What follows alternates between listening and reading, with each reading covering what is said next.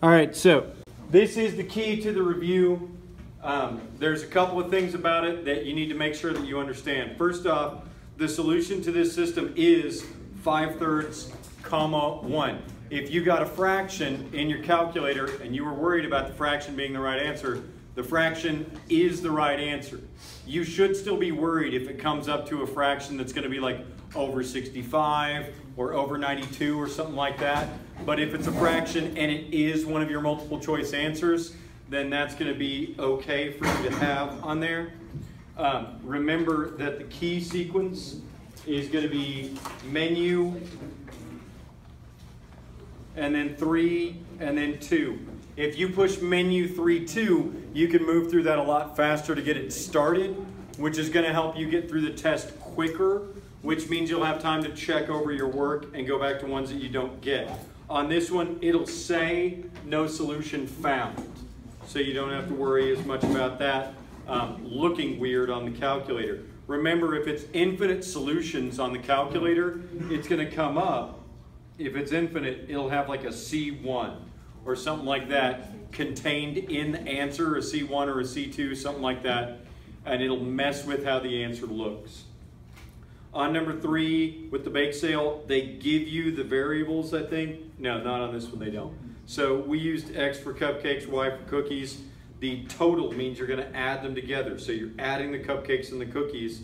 The number of cupcakes sold was, so cupcakes needs to be by itself. That's the X. And then it's 4 more than, which means we're adding 4, twice the number of cookies, which is 2Y. This is the most important thing that you can know how to do for the test. This is like 3 or 4 questions all by itself. Not can you solve a system, because we know you can. You have a calculator. You can type them in. But can you set up the systems? And can you match up the label with whatever variable? That's going to be more of what this test is about. On the next part, if there's no solution, it's any set of parallel lines. They don't have to look exactly like this, but if they're parallel, there's no solution. Any other ones with any kind of different slopes are going to have one solution, and then over here, it has to be the exact same line in order for it to be infinite solutions. But it doesn't matter how that line is orientated. Okay? It could be a negative slope as long as the other one's right on top of it. It can be a positive slope as long as the other one is right on top of it. On number 5, again, the new spiral contains 30 more sheets of paper than the memo book. The spiral is bigger. It goes by itself. We add 30 to the memo book to get it. Then 3 spirals and 5 memo books make 8, 10. Again, this is not one where they're going to ask you how many pieces of paper are in each one. It's going to be multiple choice, and you're going to have to pick which one matches up to what you're doing. Okay? On the next page, again, solutions. If you're given solutions to a system of equations, menu 3, 2 will get you through to those solutions. The 156 laptops and desktops, if it asks you for the number of laptops and desktops, it's not asking you to parrot that 156. It wants to know each, but this doesn't tell you each. So laptops plus desktops equals 156, and then there are 8 more laptops. If the laptops are bigger, they belong by themselves, so it's desktops plus 8. Then you get your answer when you solve it through. 82 laptops, 74 desktops. The candy company one, this is very important. Their costs go up as they make more chocolate. That makes sense, okay? This $30,000 up front, they have to print the stuff on the boxes, they have to get the wrappers, and they have to pay people to work there. It's going to cost them this much money, but it's $5 for every box that they're packing up. When they sell those, they make more than just $10, but the $10 is their profit on that, okay? At least from what I understand, I haven't even really read this. When these cross, you could set this up as a system, you solve it.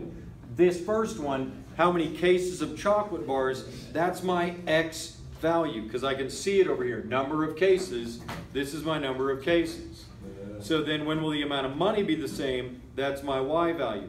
It's 6,000, 60,000. So what I get there is 6,000 cases, $60,000. Okay? Am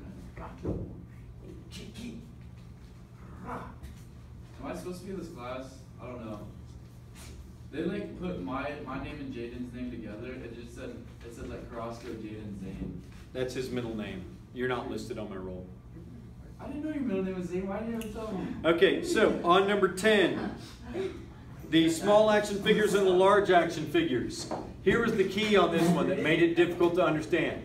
7 tickets for 2 action figures. Shh. Still recording the video. Thanks. Oh, my bad. 7 tickets for 2 action figures means you have to divide that by 2. It's 3.5 tickets for each action figure. Or what I just did, I just wrote it as the fraction. 7 tickets for every 2 action figures.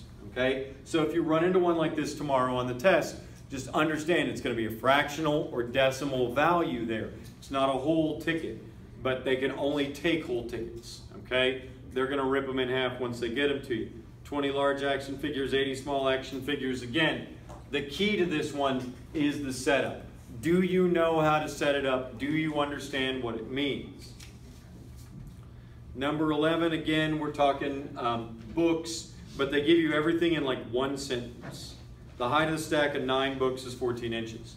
That means our 1-inch books plus our 2-inch books equals 9 books. So if you think of this as a label, this is all going to be books in this one.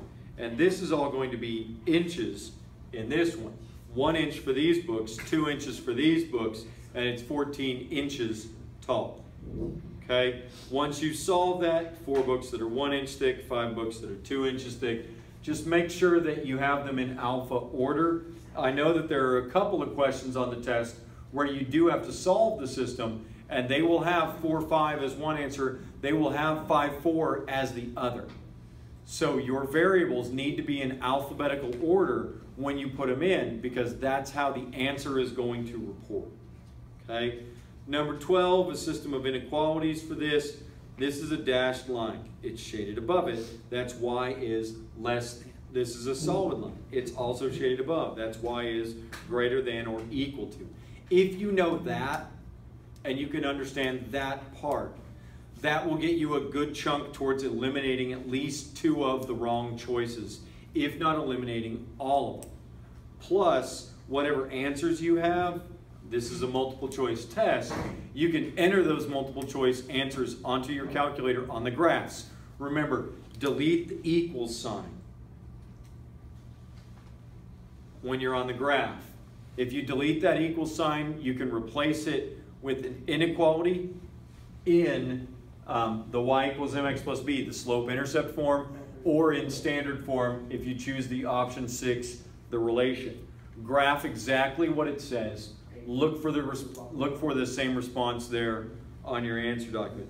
Same thing here on 13. All you have to do is graph what they have graphed. If they've already got the graph for you, this is easy. If it's an answer, it's in this double shaded part.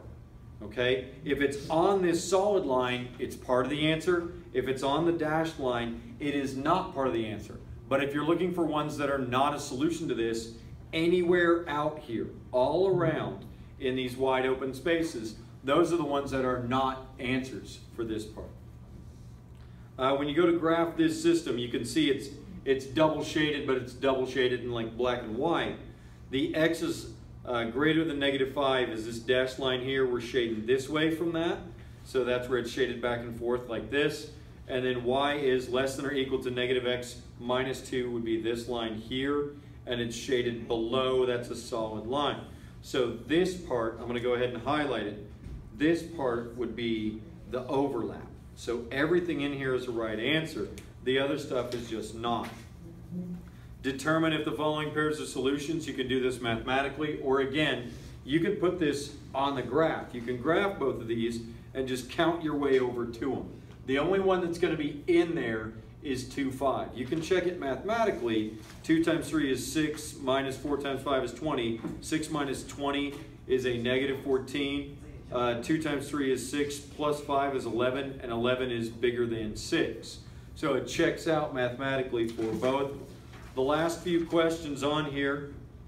On this one here, he wants to make at least 10 more bracelets and necklaces. This is a real world situation where we'd be using inequalities. So we have one plotted, but not the second one, where he wants to make 10 more bracelets. So this first question, 25 bracelets, 20 necklaces. 25 is not 10 more than 20. So this is a no. Is making 15 and 25? No. There need to be 10 more bracelets and necklaces. On this one, 30 and 15. 30 is at least 10 more, because 30 would be 10 more than 20, so 30 is definitely 10 more than 15.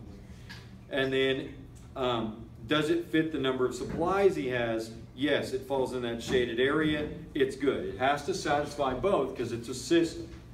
40 and 20 would fit the 10. But if you come out here where 40, 20 is, it's outside the realm of possibilities.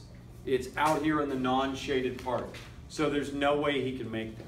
I believe there is one like this on the test, but you can't just say, oh, well, I can go through and write my explanation. You have to kind of work it out. And then the pre-AP part, if they go by graphing, we've done this. We solved by graphing. Using the calculator is faster. You could find these answers if you needed to. This is all what you would have to do if we hadn't been working with the calculator. You'd have to be working this all out by hand. And it takes considerably longer. But, you know, there's always a way to check. If you type stuff wrong in the calculator and you end up with a bunch of fraction answers, it's probably not the right way. Okay? So make sure you go back over these. Make sure you kind of understand how they're going to be framed into a multiple choice setting. And then you can track me down in the morning and ask any questions that you have.